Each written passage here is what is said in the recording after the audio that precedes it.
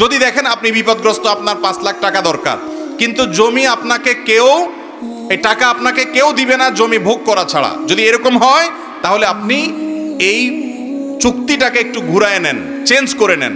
ফরম্যাটটাকে change করলে জায়েজ হবে। কিভাবে সেটা আমি বলি, যারা কট নেন। ফরম্যাটটা হবে এরকম, ধরুন কথার কথা, ওনার জমি আমার টাকা, আমি ওনাকে 5 লাখ টাকা দিলাম, উনি আমাকে জমি দিল। আমরা বলবো এটা কট না, এটা বন্ধক না, এটা নিচ্ছি আপনার কাছ থেকে আমি ভাড়া হিসাবে। আপনার 10 কাঠা জায়গা আছে, 1 বিঘা জায়গা আছে, 5 লাখ টাকা আমি আপনাকে এখন অগ্রিম দেব, এই জমিটা আমি ভাড়ায় নেব।